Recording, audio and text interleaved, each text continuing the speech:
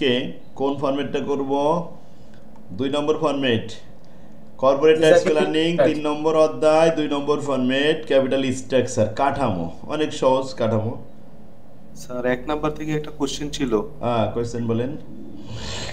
1 number ফরম্যাটের problem 4 একটু দেখেন sir. চারি। আচ্ছা, কোয়েশ্চেনটা বলতে থাকেন কি আছে এখানে। এই যে ইম্পর্টেন্ট অঙ্ক বলেন। হ্যাঁ স্যার, প্রবলেম 4-এ কমেন্টটা আছে, যেটা প্রায় 6 লাইন। এটা লিখতে গেলে খাতায় প্রায় 12 এরকম হয়, বা বুঝছি কিন্তু হয়তো বা কখনো যদি খেয়াল না থাকে। আমি আমার মতো একটা কমেন্ট লিখছিলাম, ওইটা একটু ব- বলি আপনাকে, এটা হয় কিনা। না, ওটা বলা লাগবে না, আমি দেখছি, আপনি তো আমার পাঠাইছিলেন। হবে, ওইভাবে লিখলে হবে।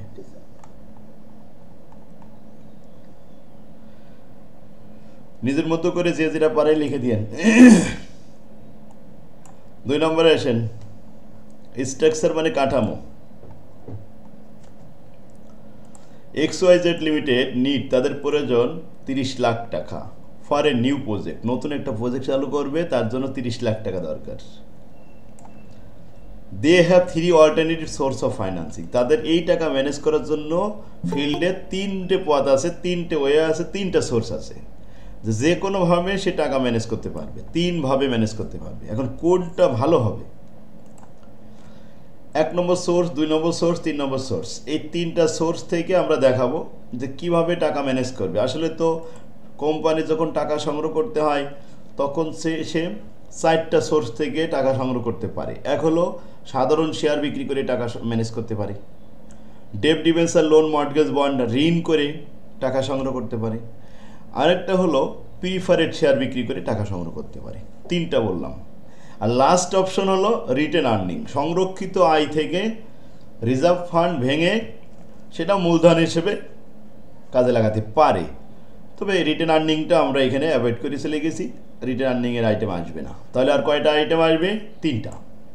সাধারণ শেয়ার, সাধারণ শেয়ার বাংলায় বলা হয়, ইংরেজিতে এর 4টে নাম আছে: ordinary share, equity share, general share, common stock share.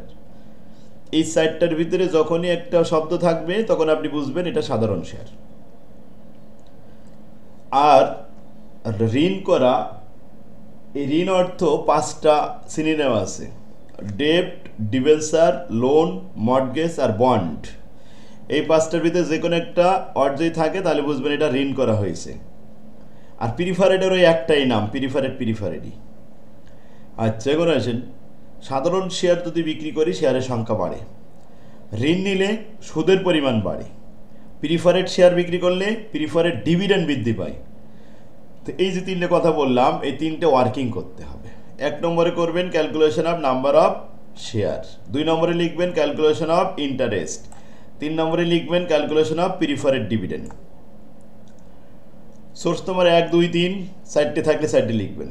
Source তোমার 1, 2, 3, 1, 2, 3 রেডি করে আসলাম, এখানে লিখে রাখলাম। পরের অংশগুলো পরে লিখবো। দেখেন, 30 লাখ টাকা ম্যানেজ করার জন্য ফিল্ডে নামছি। 1 নম্বরে বলছে 15 লাখ টাকার অর্ডিনারি শেয়ার। অর্ডিনারি শেয়ার মানে সাধারণ শেয়ার। তাহলে সাধারণ শেয়ারে এখানে চলে আসলাম, 1 নম্বর সোর্সে লিখলাম 15 লাখ টাকা, এর দাম 100 টাকা করে। 100 দিয়ে ভাগ করলে কত হাজার শেয়ার হয়? 15,000 শেয়ার হয়েছে।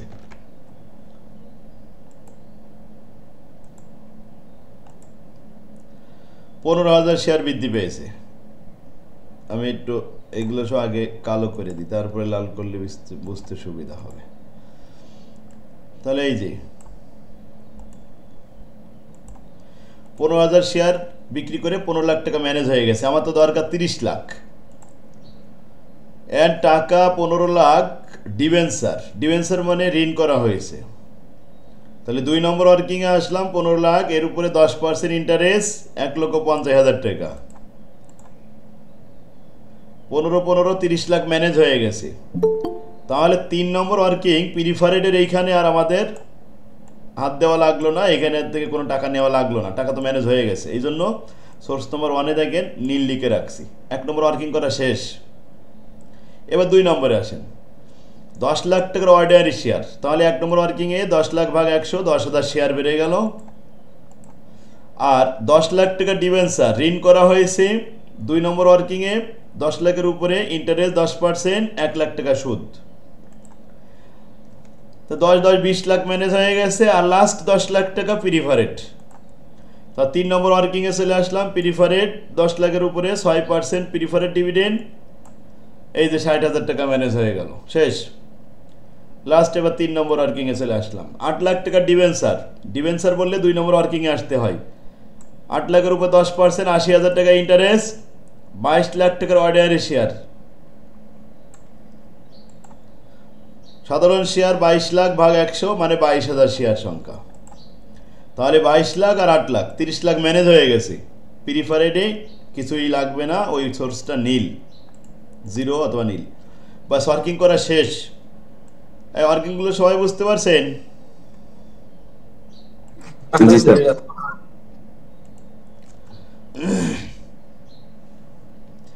এখন আসেন, there expected EBIT of the company is 6,50,000 টাকা।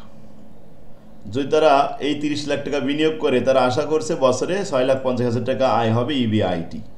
Earning before interest and tax, এখান থেকে ইন্টারেস্ট এবং ট্যাক্স মুক্ত করলে আর্নিং আফটার ট্যাক্স বেড়ে আসবে। ইন্টারেস্ট রেট তো কাজে লাগাইছি 10%, ট্যাক্স রেট এবার 20% দেখাবো, preferred 6% and price per ordinary share 100 টাকা। এগুলো সব প্রসেস সাপ্লাই দেওয়া ছিল। প্রশ্ন হলো calculate the EPS, earning per share তৈরি করো। এবং 2 নম্বরে select the best source for this company, এই কোম্পানির জন্য কোন সোর্সটা ভালো। সোর্স তো 3টা দেখলাম, তার মধ্যে কোনটা ভালো সেটা সিলেক্ট করো। তো আসেন অ্যান্সার দিই। রিকোয়ারমেন্ট 1, ক্যালকুলেশনে চার্ট অফ ইপিএস। প্রথম ইবিআইটি সবার ঘরে, সোর্স 3টে কলাম করলাম, 6,50,000 টাকা। ইন্টারেস্ট 2 নম্বর ওয়ার্কিং থেকে নিয়ে আসলাম। ইন্টারেস্ট প্রথম সোর্সে 1.5 লাখ, 1,80,000, এই সবগুলো বাদ দিয়ে দিলাম, দিলে ইবিটি।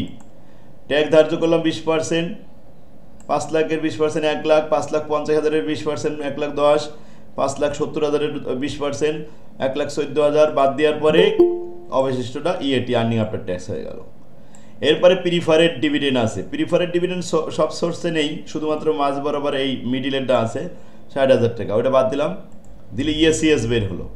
ইএসিএসকে নাম্বার অফ শেয়ার দিয়ে ভাগ করবো, ইপিএস পেয়ে যাব। ইপিএস 26 টাকা 67 পয়সা, 38 টাকা 00 পয়সা, 20 টাকা 73 পয়সা। ব্যাস। এখন আসেন, যেখানে আর্নিং বড় হবে সেই সোর্সটা আমাদের জন্য ভালো হবে। আয়ের ক্ষেত্রে বড়টা ভালো, ব্যয়ের ক্ষেত্রে ছোটটা ভালো। এখন এটা তো আর্নিং পার শেয়ার, বড় কোনটা হয়েছে, একটা হয় 26, একটা 38, একটা 20 টাকা। এই 38 টাকা বড়, তাহলে 2 নম্বর সোর্সটা ভালো। কমেন্টে লিখে দিতে হবে। We should select source number 2 for this company because their EPS is higher than any other source. অঙ্ক শেষ। সবাই বুঝতে পারছেন? এই হলো মূলধন কাঠামো। এখান থেকে কিন্তু অঙ্ক আসে। এখন দেখেন, অনেক সময় দেখা যায় একটা চলমান কারবার, তাদের প্রেজেন্ট কিছু মূলধন আছে, আবার নতুন কিছু ইনভেস্ট করতে চাই, এরকম অঙ্ক আছে কিছু। এরকম একটা অঙ্ক দেখাবো এখন। এটা আছে, এর থেকে ইম্পর্টেন্ট একটা দেখাচ্ছি। এগুলো সব একই। ইম্পর্টেন্ট একটা আসলাম 15 সালে এটা আসছিল, তাই না? আচ্ছা, এইটাই দেখাই দিই। 15 সাল, 16 সাল, এগুলো সব একই রকম। প্রেজেন্ট ক্যাপিটাল স্ট্রাকচার, এখানে বলছে 50 লাখ টাকা fully collected by the ordinary share. পূর্বে যে 50 লাখ ছিল ওটা পুরোটাই অর্ডিনারি শেয়ারের মাধ্যমে সংগ্রহ করেছিল, এটা ছিল তাদের প্রেজেন্ট ক্যাপিটাল। তাহলে পূর্বে কিন্তু ওল্ড শেয়ার ছিল। মানে 50 লাখ শেয়ারের দাম কত ছিল? ওই যে লাস্টে বলছে প্রাইস অফ দ্য শেয়ার 100 টাকা ছিল। তো 100 টাকা দিয়ে যদি আমি ভাগ করি 50 লাখ রে, তাহলে 50,000 শেয়ার ছিল, ওল্ড শেয়ার। তো ওয়ার্কিং করব 3টা, calculation of number of share, old share plus new share লিখে রাখছি। তাই নতুন শেয়ার এবং ওল্ড শেয়ার কিন্তু একসাথে হবে। তো ওল্ড শেয়ারের সংখ্যা ছিল 50,000। অল্টারনেটিভ 1, 2, 3, 3টে অল্টারনেটিভ এখানে দেওয়া হয়েছে। ও সরি, 2টা অল্টারনেটিভ 1 আর 2, 2টা অল্টারনেটিভ। তো লিখলাম অল্টারনেটিভ 1, 2। ওল্ড শেয়ারের বৈশিষ্ট্য ওটা আগে লিখে রাখতে হয় সবার জন্য। এই যে লিখে রাখছি 50,000, আর পরে যেগুলো পরে দেখাবো এগুলো। আমি একটু কালো করে দিই এগুলো। আচ্ছা, এরপরে আসেন ইন্টারেস্ট। ইন্টারেস্ট তো পূর্বের কোনো ওল্ড ইন্টারেস্ট ছিল না, যদি থাকতো সেটাও লিখে রাখতাম। তো calculation of interest, old interest নেই, সোর্স নাম্বার অল্টারনেটিভ 1 2। আচ্ছা, এরপরে প্রিফারেড। প্রিফারেড অনেক সময় থাকে না এ অঙ্কে। প্রিফারেডের কোনো অস্তিত্ব আছে নাকি? হ্যাঁ, প্রিফারেড আছে। তাহলে প্রিফারেডের জন্য লিখলাম প্রিফারেড ডিভিডেন্ড অল্টারনেটিভ 1 2। ওয়ার্কিংটা সাজাই নিলাম, নিয়ে এবার আমরা শুরু করতেছি। দেখেন, দ্য কোম্পানি নিড, তাদের প্রয়োজন 40 লাখ টাকা ফর এক্সটেনশন প্রোগ্রাম। এখন নতুন করে প্ল্যান্ট বৃদ্ধি করবে, তার জন্য 40 লাখ টাকা দরকার। So they are considering the following alternative. এই টাকাটা ম্যানেজ করার জন্য তাদের অল্টারনেটিভ দেওয়া হলো দুইটা। এক নম্বরে বলছে 20 লাখ টাকা ডেপ্ট, ঋণ করবে। তাহলে ঋণের এখানে চলে আসি প্রথমে 2 নম্বর ওয়ার্কিংয়ে। 20 লাখ এর 12% ইন্টারেস্ট, 12% কিন্তু লেখা রয়েছে যে রেট অফ ইন্টারেস্ট। তাহলে আসলো 2,40,000 টাকা। এক জায়গাতে ম্যানেজ করলাম 20 লাখ টাকা, আরও 20 লাখ টাকা দরকার। অ্যান্ড 20 লাখ টাকা অর্ডিনারি শেয়ার, সাধারণ শেয়ার বিক্রি করতে হবে। এক নম্বর ওয়ার্কিংয়ে 20 লাখ ভাগ 100 মানে 20,000 শেয়ার বের হলো। আগে ছিল 50,000, সব মিলে 70,000 শেয়ারের সংখ্যা। এক নম্বর অল্টারনেটিভে আমাদের দুইটা জায়গায় কমপ্লিট। আচ্ছা, রিকোয়েস্টে কিন্তু কেউ নেই, তাহলে জয়েন্ট হতে চাচ্ছে কোথায়? সে রিকোয়েস্ট দেবে না।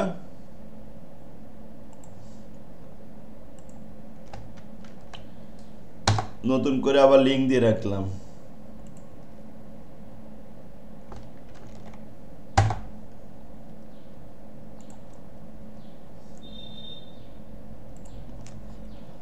তাহলে এক নম্বর অল্টারনেটিভ আমাদের শেষ হয়েছে। ডিবেঞ্চার আর অর্ডিনারি শেয়ার, কোনো প্রিফারেড ছিল না, তাই প্রিফারেডের এখানে আমরা নীল লিখে রাখছি। 2 নম্বর অল্টারনেটিভ আসেন তো 10 লাখ টাকার প্রিফারেড। প্রথমে প্রিফারেডের এখানে চলে আসলাম। 3 নম্বর ওয়ার্কিংয়ে 10 লাখের উপরে 6% প্রিফারেড শেয়ার, তো 60,000 টাকা। 10 লাখ ম্যানেজ হয়ে গেছে। 15 লাখ টাকা ডেপ্ট, তাহলে 2 নম্বর ওয়ার্কিংয়ে আসলাম। 15 লাখ এর 12% 1,80,000 টাকা হলো। 10 আর 15 25 লাখ ম্যানেজ হয়ে গেছে, আরও 15 লাখ দরকার। অ্যান্ড রিমাইনিং 15 লাখ টাকার অর্ডিনারি শেয়ার, সাধারণ শেয়ার। তাহলে 15 লাখ ভাগ 100, এতে আসলো 15,000। 15,000 আর 50,000 মিলে 65,000 শেয়ারের সংখ্যা। ব্যাস, ওয়ার্কিং কিন্তু শেষ। 2 মিনিটে ওয়ার্কিং করা শেষ। এবার আপনার ইপিএস করতে হবে।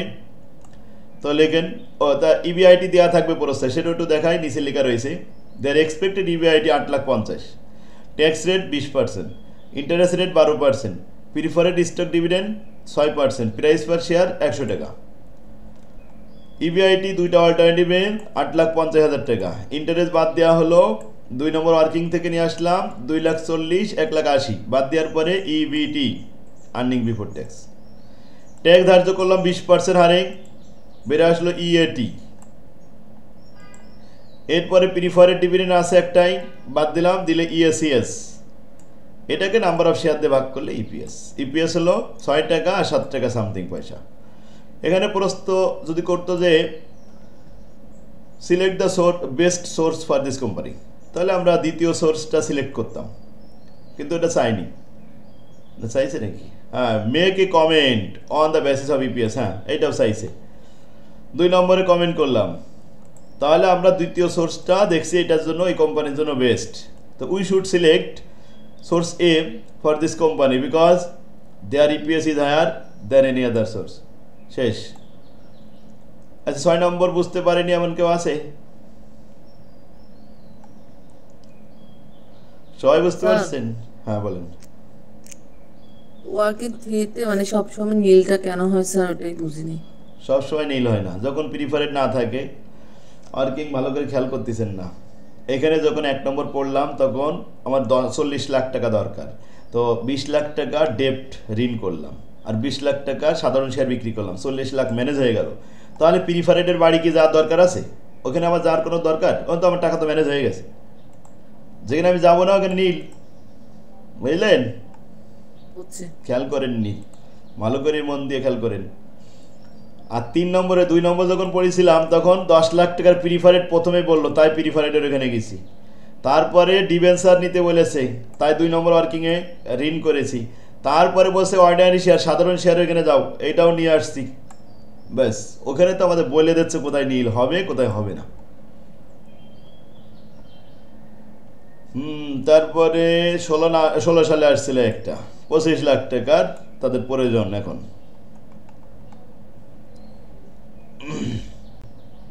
20 নম্বর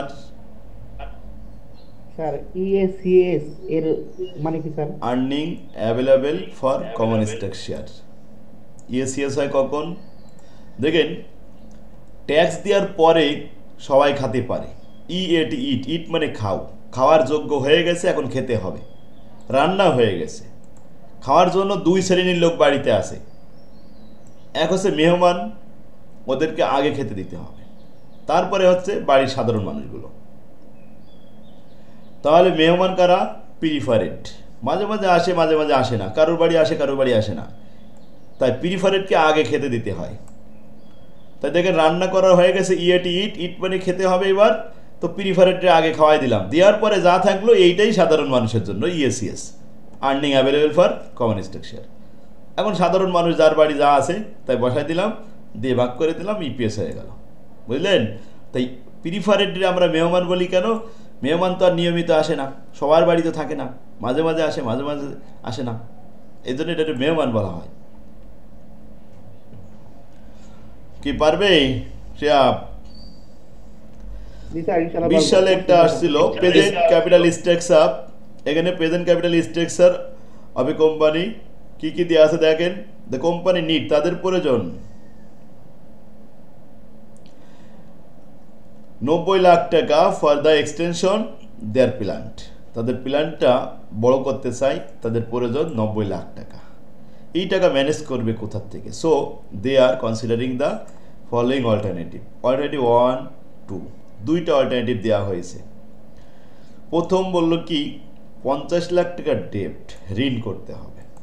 ঋণ করতে হলে 2 নম্বর ওয়ার্কিংয়ে যেতে হবে। 50 লাখের উপরে এই এক্সপেক্টেড ইবিআইটি 18,75,000 টাকা,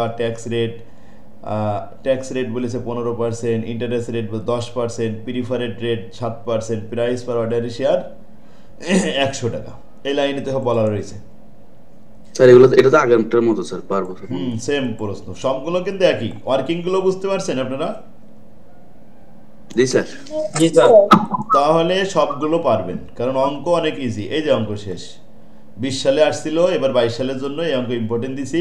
এই ফরম্যাট থেকে একটা টাস্ক করবে কিন্তু। এখন আসেন লিভারেড ফার্ম। লিভারেড ফার্ম আসলে মডেলের আবিষ্কৃত এই ফার্ম লিভারেড এবং আনলিভারেড বলা হয়। লিভারেড ফার্ম কাকে বলি আমরা? যে সমস্ত ফার্মগুলো নিজস্ব টাকার পাশাপাশি ঋণ করে ব্যবসা করে, ব্যবসার সাথে ঋণ জড়িত, মানে ঋণ না নিলে উনি ব্যবসা বাড়াতে পারতেছে না, কিছু ঋণ নিল, তো নিজস্ব টাকার পাশাপাশি ঋণ করে নিল, ওরা আছে লিভারেড ফার্ম। আর যে সমস্ত কোম্পানি কোনো ঋণ ছাড়াই নিজস্ব টাকাতে ব্যবসা করে তাদেরকে বলা হয় আনলিভারেড ফার্ম। এখানে লিভারেড আর আনলিভারেড আসবে। Value of the unlevered firm, U দেওয়া আছে, ইউ হচ্ছে unlevered. Value of the levered firm, L দেওয়া আছে, এল তে levered firm. Gain from levered, এই যে আমরা ঋণ নিয়ে কি লাভ করি? ঋণ নিলে ট্যাক্স দেওয়া লাগে না। দেখবেন যে বিল্ডিংয়ে লেখা রয়েছে অমুক ব্যাংকে দায়বদ্ধ, ওটা ট্যাক্স মওকুফ হয়ে যায়। যে ঋণ নিয়ে বাড়ি করেছে তাহলে ওনার কাছ থেকে ট্যাক্স দেওয়ার দরকার নেই, উনি ঋণ আগে পরিশোধ করুক, তারপরে ট্যাক্স দেওয়া নেই। এই ট্যাক্স ফাঁকি দেওয়ার জন্য শুধু ঋণ নেয়। ঋণ নিলে যে গুনাহ হয় ওনার তার মাথায় কিন্তু নেই।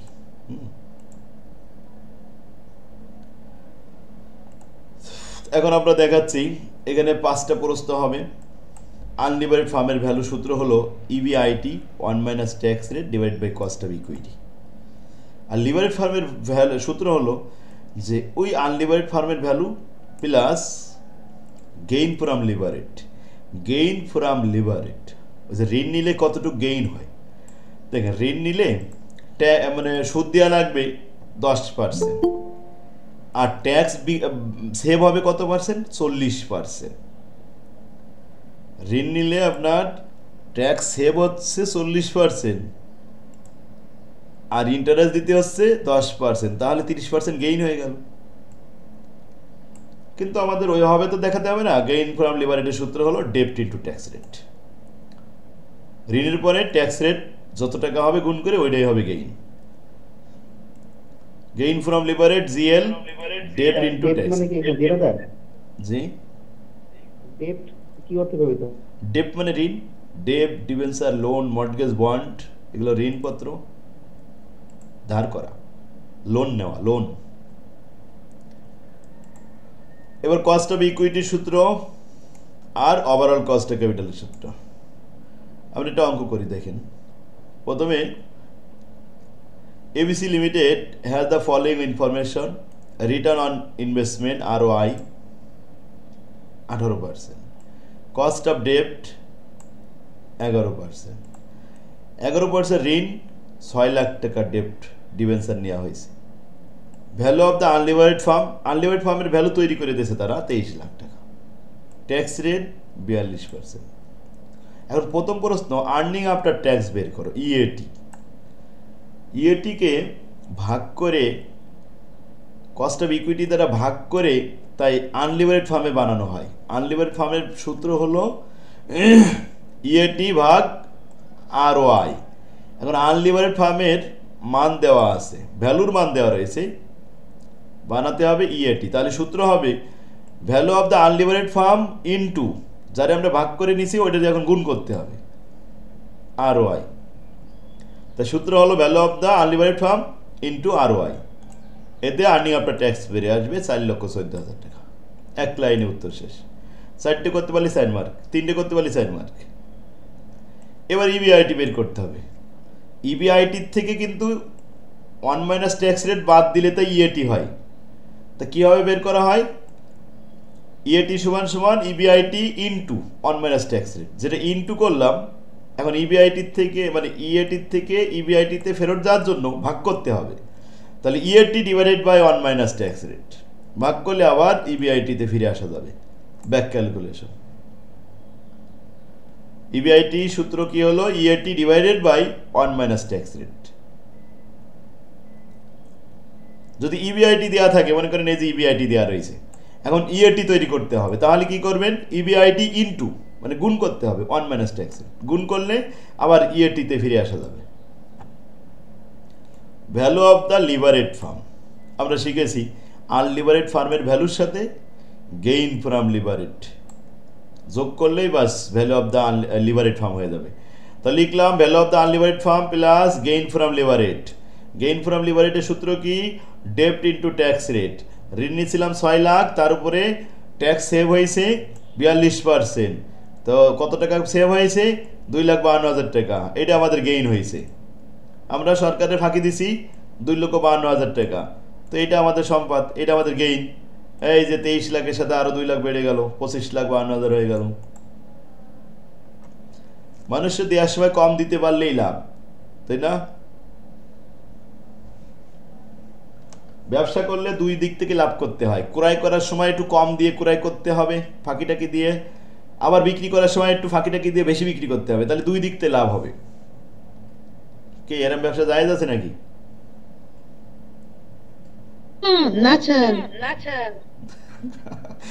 আমাদের বাংলাদেশের যে ব্যবসায়ীরা আছে তো ম্যাক্সিমাম সব হারাম ব্যবসা করে, কাস্টমারদেরকে ঠকায়। 100 টাকার মাল 600 টাকা বিক্রি করে আর বলে না আফা লাভ হচ্ছে না বেশি, সামান্য কিছু, হ্যাঁ তো কিনা মূল্যই না, আপনি যা দিচ্ছেন তা কিনা দামই হয় না। মিথ্যা কথা বলতেছে, কিন্তু ব্যবসা করার সময় মিথ্যা কথা বলা যাবে না। যা দিয়ে কিনতে হবে তার সর্বোচ্চ 10 থেকে 20%-এর বেশি মুনাফা করতে পারবে না, কিন্তু সেইখানে 200% লাভ করতে হয়। আমাদের নিজের বিজনেস আছে স্যার, ইসলামিক ভাবে কত পার্সেন্ট লাভ করতে হয়? এখন ব্যবসা যেমন আছে, সার্ভিস সেন্টার যদি হয়, যেমন মনে করেন যে আপনি বাসের ব্যবসা করতেন, ট্যাক্সি, টেম্পো, বাস, ট্রাক, এখানে বিনিয়োগের উপরে, খরচের উপরে আর কি, খরচের উপরে 20% লাভ করতে পারবেন, 15 থেকে 20%। এক একটা ব্যবসার এক ধরনের লাভ। যেমন নিত্য প্রয়োজনীয় যে ব্যবসাগুলো আছে, এই যে কাঁচামাল, তরকারি, এখান থেকে এখানে আপনি 10% বিক্রি করতে, লাভ করতে পারবেন। কারণ কি, এটা তো প্রতিদিন কেনে, প্রতিদিন বসেন, প্রতিদিন বিক্রি করতে পারবেন। যে মাছ প্রতিদিন বিক্রি হয়, সকালে বিক্রি হয়, বিকেলেও বিক্রি হয়, মানে সারাদিন বিক্রি হয়। এই নিত্য প্রয়োজনীয় যেগুলো, এগুলো 10%-এর বেশি লাভ করা উচিত না। আর যেগুলো মনে করেন যে বিলাসবহুল দ্রব্য, এই বিলাস সামগ্রী, একটা ফ্রিজ একজন কিনলে আর 10-20 বছর আর কেউ কেনে না, এই ধরনের পণ্যে 25 থেকে 50% লাভ করতে হবে। কারণ ওই পণ্যটা পড়ে থাকে শোরুমে, তাহলে ওর একটু বেশি লাভ না করলেও চলবে, কি ভাড়া দেবে কিভাবে? স্যার ইলেকট্রিক ডিভাইস আছে স্যার, ইলেকট্রিক ডিভাইস যেমন আমাদের কিছু ইয়ারফোন 50 টাকা কিনা বিক্রি 200 টাকা, 250 টাকা, অনেক সময় 500 টাকা বিক্রি হয়। না, ও তো এটা হচ্ছে যে এক্সেসরি, আবার এত বেশি লাভ করা যাবে না। এটা প্রতিদিন মানুষ আসবে, এটা নষ্ট হয়ে যাবে, ব্যাটারি, এই যে মোবাইলের ব্যাটারি নষ্ট হয়ে যাচ্ছে, আবার কিনতে হচ্ছে, এইগুলো অত বেশি লাভ করা যাবে না। এগুলো একটা নির্দিষ্ট হার আছে। যদি স্যার দাম কম নেই তাহলে বলে কি এই জিনিস ভালো না, এর দাম কই, এইটাই তো দাম সে কম বলে তার জিনিস ভালো না। মানুষের এই কনসেপ্টটা আমরা এভাবে নষ্ট করে দিছি, যার কারণে এই সমস্যাগুলো হয়েছে। এখন ইসলামী হুকুমত যখন কায়েম হয়ে যাবে ইনশাল্লাহ, এই সবগুলো একটা তালিকা দেওয়া হবে, এটা আমরাই লিখে দেবো, আমরাই বইতে লিখবো যে এই দুধের সাথে পানি মিশানো হবে না। 100 টাকার উপরে 1 বছরে 10 টাকা সুদ হলে 500 টাকার উপরে 1 বছরে কয় টাকা সুদ হয়, এই কথা আর আমরা অঙ্কে শেখাবো না, তখন আমরা মুনাফা শেখাবো, আমরাই বই লিখবো। ইসলামী হুকুমে শুধু কায়েম হয়ে যাক, তারপরে দেখি ইসলামী ব্যাংকিং ব্যবস্থা সবাইকে শেখানো হবে। তখন ওই রাইটার আমরাই, আমারই তো ইসলামী ব্যাংকিং ব্যবস্থা লেখা আছে, বই আছে। বলেন, ইসলামী ব্যাংকিং ব্যবস্থায় সম্পূর্ণ সুদ মুক্ত, এটা লাভের ব্যবস্থা। কিন্তু ইসলামী ব্যাংকিং ব্যবস্থা তো সব ব্যাংক মানে না, যারা না মানে তাদের কথা আমরা আলাদা। বাস্তবে যারা করতেছে নাম দিয়ে, ধরেন আমি 100 টাকা জমা রাখছি, ঠিক আছে, হ্যাঁ, এখন আমাকে যে লাভটা দিবে, হ্যাঁ, এটা তো নির্দিষ্ট হারে দিবে 100 টাকা, তাহলে এটা সুদ না? না। কিরকম দেখেন, আসলে ইসলামী ব্যাংকিং ব্যবস্থায় আপনি 1 লাখ টাকা রাখলেন, আমার কথা শুনবেন, ইসলামী ব্যাংকিং ব্যবস্থা বলা হয়েছে আপনি আমানত রাখলেন 1 লাখ টাকা, 1 বছর পরে আপনার কয় টাকা দেওয়া হবে আমি বছরের শুরুতে বলতে পারবো না। বছর শেষে ক্লোজিং হয়ে গেলে আমরা হিসাব করব এই শাখায় 1 কোটি টাকা। হয় কি অবস্থা, সাউন্ড আছে? এই মাইক্রোফোন বন্ধ করেন।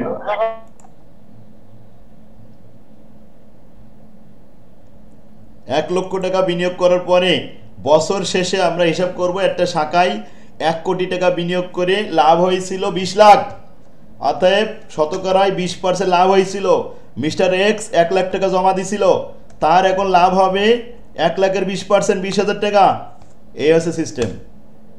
তার মানে বছর শেষে হিসাব ক্লোজ করার পরে মুনাফার পার্সেন্টেজ তৈরি করা, এটা ইসলামিক ব্যাংকিং ব্যবস্থা। কিন্তু যদি কেউ বলে আপনি 1 লাখ টাকা রেখে যান, বছর শেষে আপনার 10,000 টাকা দিবানে, ওইটা সুদ হয়ে যাবে। স্যার এই অধ্যায় কোনগুলা করলে হবে স্যার? এখন আসেন আমাদের ব্যাংকিং ব্যবস্থা এই স্যার। আচ্ছা, পরে ওই ব্যাংকিং এর উপরে একটা ক্লাস নেবেন আলাদা। দেখেন, আগে পরীক্ষা দিয়ে নেন, মাস্টার শেষ করে তারপরে ফোন দিয়েন। ইবিআইটি দেওয়ার এই যে এইগুলো তো পারবেন, শিয়াব পারা যাবে না এগুলো? জি স্যার, এই যে স্যার এই ফরম্যাটে দেখাচ্ছিলাম, কোনটা ইম্পর্টেন্ট সেটা হচ্ছে 2 আর এই ওয়ার্কিং, এই যে লিবারেট ফার্ম 3 দিচ্ছে, হ্যাঁ 3 হচ্ছে এটা ইম্পর্টেন্ট। ওখানে 1 নম্বর যেটা দেখালাম আর 3 নম্বরটা কিন্তু সেম, শুধু ফিগারটা একটু চেঞ্জ। এখানে দেখেন ভ্যালু অফ দ্য আনলিবারেট ফার্ম কিন্তু দেওয়া রয়েছে 2 কোটি টাকা, আর ওয়াই কিন্তু 15% দেওয়া রয়েছে। এখন ইএটি বের করতে হলে কি করতে হবে? 2 কোটি টাকার উপরে 15% গুণ করতে হবে। 2 নম্বর বলছে ইবিআইটি, তাহলে আপনার ইবিআইটি কীভাবে বের হবে? 1 নম্বর রিকোয়ারমেন্টে যেটা বের হয়েছে ওইটাকে ভাগ করতে হবে 1 মাইনাস ট্যাক্স রেট দিয়ে, 50% ট্যাক্স রেট আছে। এরপরে 3 নম্বরে বলছে value of the levered firm, unlevered ফার্মের ভ্যালুর সাথে gain from levered. Levered gain কীভাবে আসে? ডেপ্ট ইনটু ট্যাক্স রেট। ডেপ্ট আছে 5 লাখ, ট্যাক্স রেট 50%, এতে আসবে 2.5 লাখ। যোগ করলে আসবে 2,02,50,000।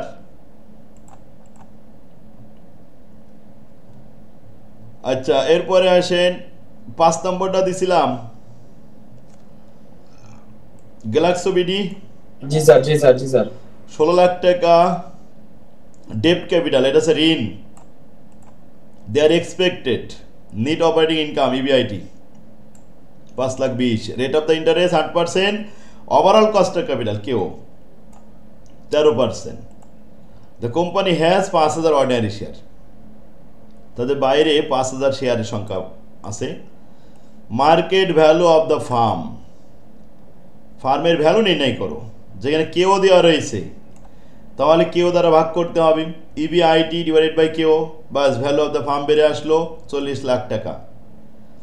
Market value of the equity share, এখন 40 লাখ টাকার মধ্যে ডেপ্ট ঋণ আছে কত? 16 লাখ। 16 লাখ বাদ দিয়ে দেন, দিলে সাধারণ শেয়ারের মূল্য 24 লাখ। তাহলে ভ্যালু অফ দ্য ফার্ম থেকে বন্ড ক্যাপিটাল বাদ দিলে শেয়ার ক্যাপিটাল পাওয়া যায় 24 লাখ। 3 নম্বর প্রশ্ন, কস্ট অফ ইকুইটি কেই বের করতে হবে। ইবিআইটি থেকে ইন্টারেস্ট বাদ দিলে ইবিটি, ইবিটিকে শেয়ার ক্যাপিটাল দ্বারা ভাগ করে 100 দ্বারা গুণ করলে রেট পাওয়া যাবে, তাহলে 5,20,000 টাকা ইবিআইটি।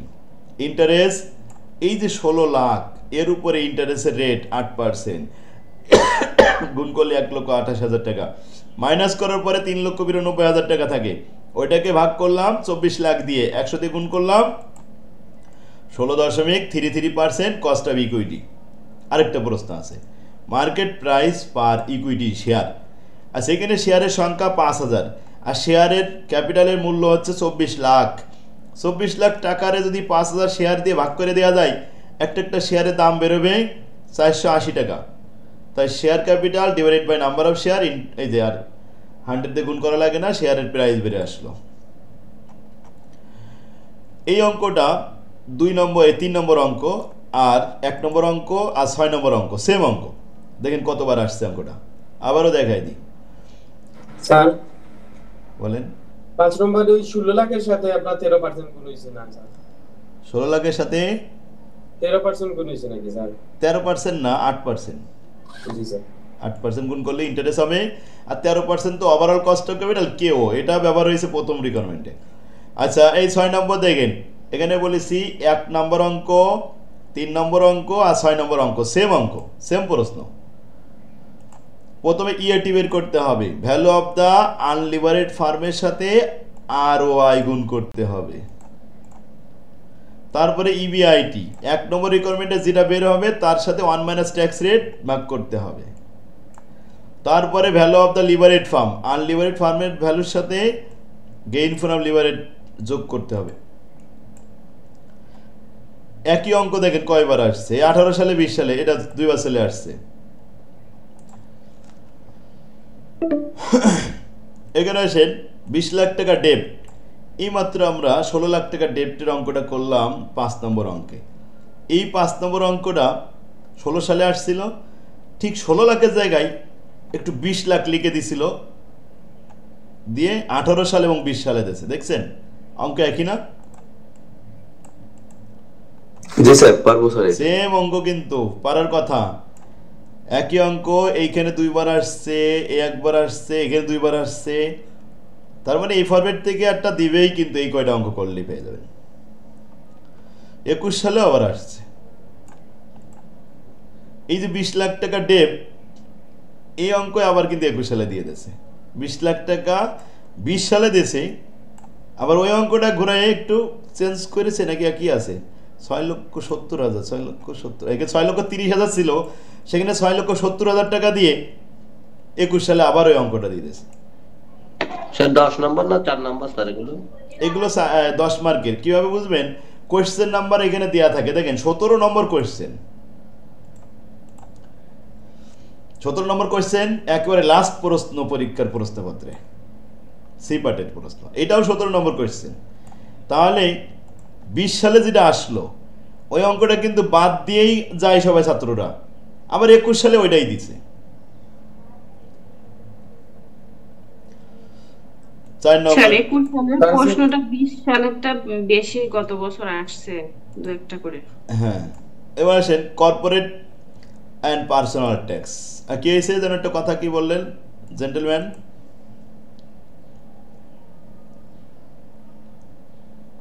আচ্ছা, এবার আমরা শিখাবো ওই লিভারেড আনলিভারেড ফার্ম কিন্তু পার্সোনাল ট্যাক্স থাকবে। পার্সোনাল ট্যাক্স থাকলে কি কি ব্যবহার হয়, একটু পরিবর্তন হয়। কি লিভারেড ফার্ম যখন তৈরি করা হয়, এই গেইন ফ্রম লিভারেডের মধ্যে একটু পরিবর্তন হয়। 1 মাইনাস উপরে 1 minus tax rate 1 minus personal tax divided by 1 minus dep tax into debenture, এইটুকু হচ্ছে পরিবর্তন হয় পার্সোনাল ট্যাক্সের ক্ষেত্রে। এখন দেখেন লিভারেড এবং আনলিভারেড দুইটা ফার্ম একসাথে দেওয়া থাকবে এই ধরনের অঙ্ক বেশিরভাগই। ইবিআইটি দেওয়া রয়েছে লিভারেড এবং আনলিভারেড, ডেপ দেওয়া আছে, লিভারেড ফার্মে ঋণ আছে কিন্তু আনলিভারেড ফার্মে ঋণ নেই, cost of equity 22%, corporate tax 35-35, personal tax 22-22, interest debt tax 22-22%, ফিনান্সিয়াল ডিস্ট্রিজ, cost of financial distress 7.5%। Financial ডিস্ট্রিজটা কি? আনুষঙ্গিক ব্যয়।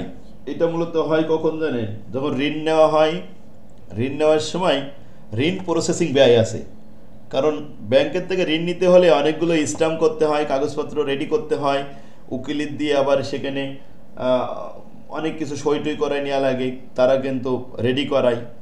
তারপরে মর্টগেজ নিয়ে আবার আদালত পর্যন্ত যাওয়া লাগে, সে সমস্ত প্রসেসিং ব্যয় ফিনান্সিয়াল ডিস্ট্রিজ করতে হয়।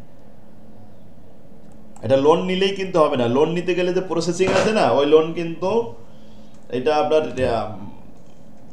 এটা আদালতে যাইও কিন্তু ওটা ডকুমেন্ট রাখা লাগে, জজের কাছ থেকে সই করে নেওয়া লাগে। এখন প্রশ্ন হচ্ছে 1 number value of the unlevered firm. Unlevered ফার্মের ভ্যালু নির্ণয় করো। তো আনলিভারেড ফার্মের ডাইনের এটা EBIT divided by cost of equity. এখন ট্যাক্স রেট আছে, পার্সোনাল ট্যাক্সও আছে, তাহলে সেগুলো তো ব্যবহার করতে হবে। তাই ইবিআইটির সাথে 1 minus tax rate into 1 minus personal tax rate, যদি এগুলো না থাকতো ডাইরেক্ট ইবিআইটি ডিভাইড বাই কেই বসাই দিতাম। তো 1 minus tax rate 1 minus personal tax rate এগুলো ক্যালকুলেশন করতেছি। ব্র্যাকেটের কাজ, 1 থেকে কর্পোরেট ট্যাক্স 35% বাদ দিলাম 0.35 আর পার্সোনাল ট্যাক্স 22 ছিল 0.22 বাদ দিয়ে দিলাম, দিয়ে তারপরে গুণ করলাম, উপরের অংশটা কমপ্লিট করে নিলাম। দেন তারপরে যে কস্ট অফ ইকুইটিতে ভাগ করলাম, এতে আসলো 5,07,000 টাকা। এই হলো value of the unlevered farm.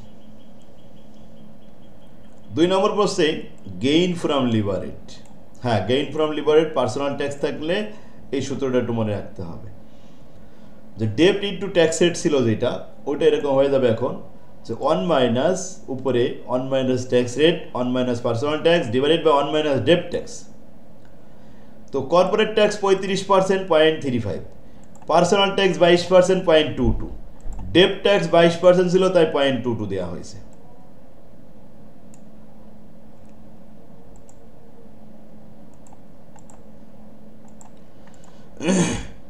এখন ক্যালকুলেশন করলাম, উপরের অংশটা ব্র্যাকেটের কাজ করে তারপরে গুণ করলাম, তারপরে 1 মাইনাস 22 বাদ দিয়ে 0.78 দিয়ে ভাগ করলাম, দেন তারপরে লাস্টে কি করলাম 1 থেকে বাদ দিয়ে দিলাম, দিলে থাকে 0.35।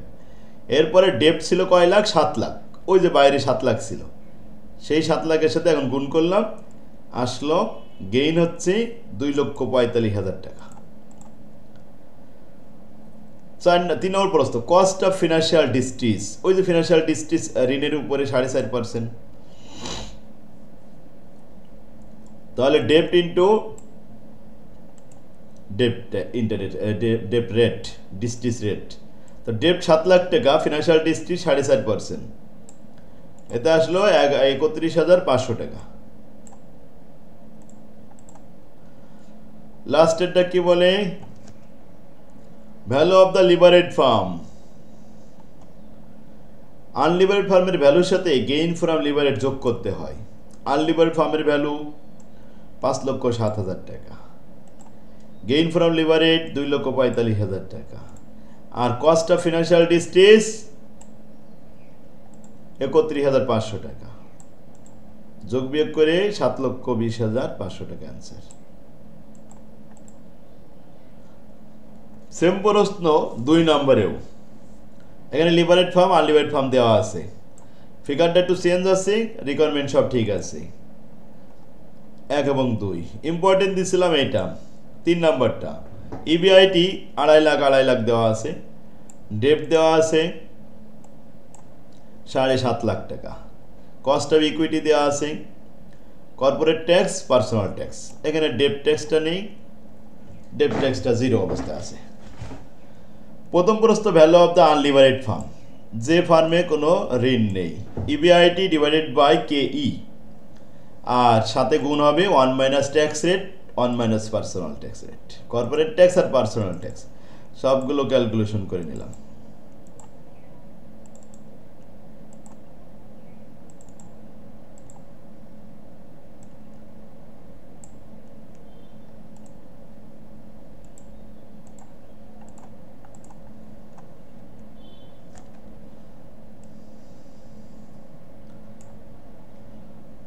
তাহলে আসলো 9 লাখ টাকা গেইন ফ্রম লিভারেড।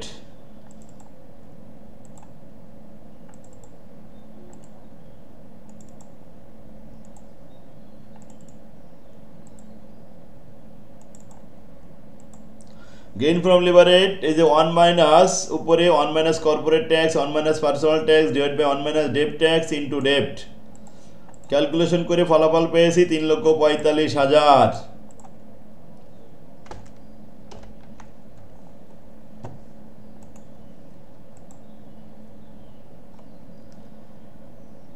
তিন নম্বরে value of the levered firm. তো আনলিভারেড ফার্মের ভ্যালুর সাথে গেইন ফ্রম লিভারেড যোগ করলে value of the levered farm হয়। এখানে ফিনান্সিয়াল ডিস্ট্রিস নেই, কস্ট অফ ফিনান্সিয়াল ডিস্ট্রিস থাকলে সেটা মাইনাস করতাম, কিন্তু নেই। আচ্ছা, এরপরে কস্ট অফ ইকুইটি আনলিভারেড ফার্ম, কেই আনলিভারেড ফার্ম, কেও থেকে এই যে KO plus KO minus KD 1 minus personal tax, এরপরে আছে বন্ড বাই শেয়ার, কেও 15%, আর ডেপ আনলিভারেড ফার্মে নেই 0, 1 মাইনাস ট্যাক্স রেট ছিল নাকি, ও পার্সোনাল ট্যাক্স ছিল 10%, তো 1 মাইনাস পার্সোনাল ট্যাক্স দিলাম 0.10 অন 0, আর বন্ড 0 কে শেয়ার ক্যাপিটাল দিয়ে ভাগ করলাম, ভাগ করলে হলো 0 দিয়ে এটাকে গুণ করব, তা এটা হয়ে যাবে 0, তারপরে এটাকে গুণ করব, তাও হয়ে যাবে 0, তা পুরো অপশনটাই হয়ে যাবে 0 দিয়ে যাই গুণ করবে সব 0। প্রথম তাহলে থাকলো ওই 15%ই থেকে গেল।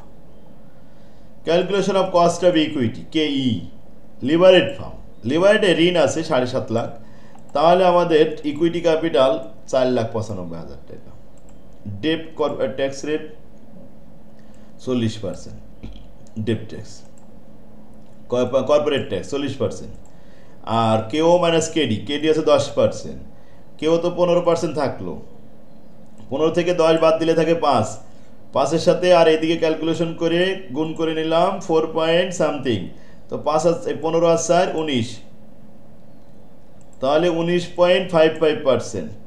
এটার 0.5 দেওয়ার দরকার ছিল না, আচ্ছা এটা পার্সেন্টেজ দিয়ে দিচ্ছে একবারে 0.5 দিয়ে, আবার কি জন্য।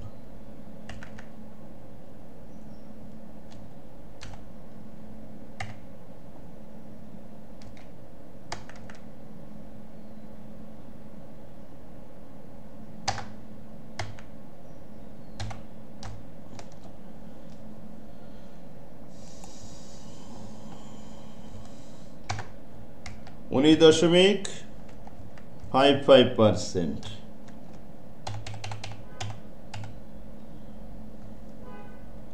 এটাই স্যার অ্যান্সার। আমাদের ওই তো সেম দেয়া ছিল, এটা ঠিক করব নাকি স্যার? না, ঠিক করে দরকার নেই, ওই দশমিক দিয়ে আবার লাস্টে একসাথে গুণ করেছি, তাই এখন যখন আপনারা ক্যালকুলেশন করবেন তখন আর এটা করার দরকার নেই, একবারে এরকমই থাক, 100 দিয়ে গুণ করা লাগলো না। আর একটা ফরম্যাট করলি শেষ, এরপরে 6-7 করা লাগবে না, 8 করা লাগবে না, 9-তে যাব। তাহলে আমরা এখন ইন্টারেস্ট ট্যাক্স শেড দেখাবো, ইন্টারেস্ট ট্যাক্স শেল্ড, অনেক সহজ এটা, এটা একটু দরকার। দেখেন ডেট তিন ধরনের ধরা হয়েছে, একটা হচ্ছে অপরিশোধিত ডেট, একটা হচ্ছে পরিশোধিত 1 বছরের জন্য, আরেকটা হলো পরিশোধিত 1-এর অধিক বছরের জন্য। তাহলে যখন অপরিশোধিত হবে তখন ট্যাক্স শেল্ডের সূত্র হলো tax rate into debt into discount rate divided by discount rate, আয়ের মান। আচ্ছা, যদি 1 বছর পরিশোধিত হয় ওই একই সূত্র লিখব, নিচে শুধু 1 প্লাস আয় লিখতে হবে। ওই 1 কেন? এই 1 বছরের জন্য। এবার যদি 1-এর অধিক বছর হয় পরিশোধকাল 5 বছর 7 বছর, তাহলে ওই যে প্রথম অংশটা যেটা অপরিশোধিত সেই অংশটা আগে লিখবো, লেখার পরে ব্র্যাকেটের মধ্যে 1 minus 1 divided 1 plus I to the power n, এই সূত্রটা ব্যবহার করতে হবে। এখন পরিশোধকালে 1 বছর নাকি বেশি সেটা প্রস্থের মধ্যে লেখা থাকবে, দেখেন প্রস্থ পড়লে বুঝতে পারবেন কি হবে। Compute the present value of the interest tax shield, interest tax শেল্ডের প্রেজেন্ট ভ্যালু দেখাতে হবে, generated by the 3 debt issue, 3 ধরনের ডেট ইস্যু করা হয়েছে সেখানে। Consider the corporate tax only, the marginal tax rate 40%। Number এ 2000 টাকা পারপিসিএটি 7%। পারপিসিয়াল মানে এটা নিত্য চলতেই থাকবে, অপরিশোধিত বলা হয় যেটা মেয়াদকাল থাকে না। তাহলে প্রথমটা হলে 1 নম্বর সূত্র অনুযায়ী অপরিশোধিত সূত্র। দ্বিতীয়টা, এ টাকা 2000 1 ইয়ার লোন 8% ইন্টারেস্ট রেট, 1 ইয়ার বলেছে 1 বছর, তাহলে এটা 2 নম্বর সূত্র। 3 নম্বরটা বলছে এ 5 ইয়ার্স লোন 2000 টাকা 8% ঋণ, 5 ইয়ার্স 1-এর অধিক বছর, তাহলে এটা 3 নম্বর সূত্র। অ্যাজুমিং ধরে নিতে হবে no principal is repaid until maturity, ম্যাচুরিটির আগে কোনো মূল টাকা পরিশোধ করা হবে না, রিপেইড করা হবে না। যাক, এই যে 3টা ইস্যু করলাম, 3টা ডেট, এদের আমি একটা রেট দেখা এবার একটু ক্যালকুলেশন করতেছি। প্রথমটা 1 নাম্বার কীভাবে বুঝলাম, পারপিসিয়াল লেখা ছিল, পারপিসিটি লেখা ছিল, অপরিশোধিত কোনো মেয়াদকাল ছিল না, তাই ট্যাক্স রেট 40%, ডেট 2000 টাকা, ইন্টারেস্ট রেট 7%, তো সেই ইন্টারেস্ট রেট লিখলাম 7%, 0.07। ব্র্যাকেটের ভিতরে 2000-এর সাথে 0.7 আগে গুণ করেন, গুণ করে তারপরে 40% মানে 0.40 দিয়ে গুণ করবে, তাতে আসবে 56 টাকা। আর নিচেই ডিসকাউন্ট রেট, এই ইন্টারেস্ট রেট 7%, 0.07 দেওয়া আছে। 0.7 দিয়ে 56-কে ভাগ করলে 800 টাকা আসবে, 800, অ্যান্সার শেষ। 2 নম্বরে 1 ইয়ার, তাহলে 2 নম্বর সূত্র লিখলাম tax rate debt into interest rate divided by 1 plus interest rate. হিয়ারে আমরা মানগুলো বসালাম, সূত্রে পোস্টিং দিয়ে ক্যালকুলেশন করে 59 টাকা 26 পয়সা আসলো। এ 5 ইয়ার লোন 5 বছর মেয়াদি, তাহলে তো এটা 3 নম্বর সূত্র হয়ে যাবে, ট্যাক্স রেট 40%, ডেট 2000 টাকা, ইন্টারেস্ট রেট 8%, নিচেই ইন্টারেস্ট রেট 8%, ব্র্যাকেটের মধ্যে আসেন 1 মাইনাস 1 ডিভাইডেড 1 প্লাস আই হচ্ছে 8%, number to the power n, n হচ্ছে 5 বছর, বছর যদি 6 বছর থাকে 6 লিখবেন। এবার আমরা ক্যালকুলেশন করি, ব্র্যাকেটের ভিতরে কাজটা করলাম, বাইরে এদিকে গুণের কাজটা করে নিলাম, নিয়ে ক্যালকুলেশন করে ফলাফল আসলো 255 টাকা 52 পয়সা, অ্যান্সার শেষ। এই 3 ধরনের ডেট এই শেষ পর্যন্ত সবগুলো একই। দেখেন এটা পড়া দিচ্ছি প্রশ্ন না। Compute the present value of the interest tax শেল্ড, corporate tax 35%, এটা তো লাগবে, 35% দেওয়া রয়েছে। এই নম্বর 1500 টাকা পারপিসিটি মানে পারপিসিয়াল অপরিশোধিত, 1500 টাকা 1 ইয়ার 1 বছরের লোন, 5 ইয়ার লোন 1500 টাকা, ইন্টারেস্ট রেট 10%, 10%, 10%। প্রথমটা 1 নম্বর সূত্র হলো, দ্বিতীয়টা 2 নম্বর সূত্র ওই যে 1 ইয়ারের জন্য, আর তৃতীয়টা 3 নম্বর সূত্র হলো 1-এর অধিক বছরের যে সূত্রটা। তাহলে 1 এবং 2 কোনো পার্থক্য নেই, শুধুমাত্র লোনের 2000-এর জায়গায় 1500, ইন্টারেস্ট 7%-এর জায়গায় 10%, এইটুক ডিফারেন্স, সবগুলো একই। দেখেন 3 নম্বরে 5000 টাকার পারপিসিটি 1 নম্বর সূত্র দিয়ে হবে, পারপিসিটি আছে পারপিসিয়াল অপরিশোধিত, আর 4000 টাকা 1 ইয়ার 5 বছর লোন 3000 টাকা। এবার 4 নম্বরে আসলাম, 5000 টাকা 1 ইয়ার। এই যে প্রথমটা বলেছে 1 ইয়ার, তার মানে 2 নম্বর সূত্র হবে কিন্তু। তারপর হচ্ছে 6 ইয়ার, এটা 3 নম্বর সূত্র হবে। লাস্টেরটা বলছে 6000 টাকা পারপিসিটি, এটা 1 নম্বর সূত্র হবে।